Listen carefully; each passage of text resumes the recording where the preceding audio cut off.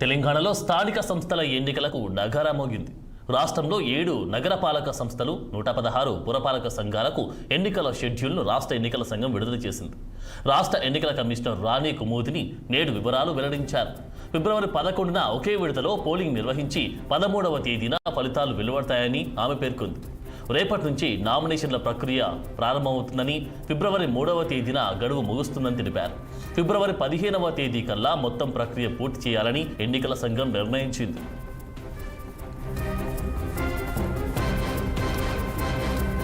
Phase only on one day, as I said, on the 11th of February, single phase elections ఉంటాయండి.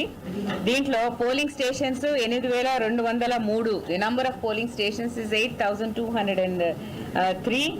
Ballot boxes that will be used are 16,031.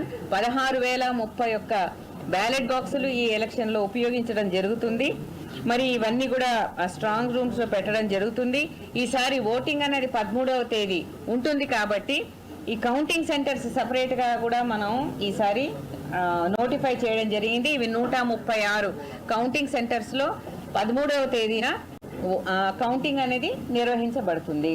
So దీనికి కావాల్సినటువంటి teams అన్నీ కూడా, అంటే polling స్టేషన్స్లో ఉండే teams కానీ, రేపు నామినేషన్స్కి అవసరమైనటువంటి టీమ్స్ కానీ, అదేవిధంగా కౌంటింగ్కి కానీ, మరి మొబైల్గా ఉండే టీమ్స్ కానీ అన్నీ కూడా పొజిషన్ అయి ఉన్నాయి.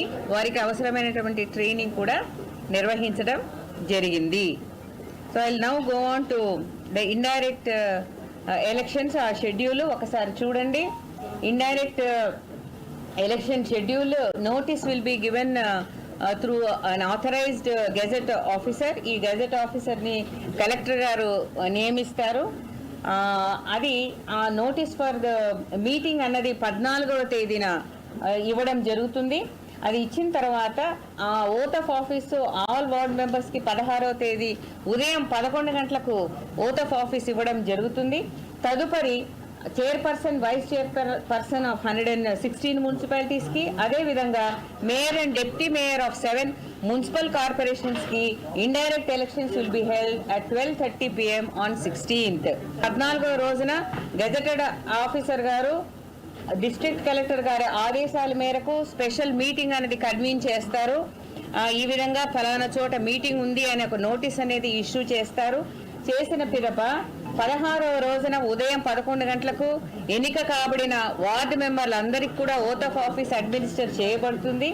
మరి 16వ తేదీ 12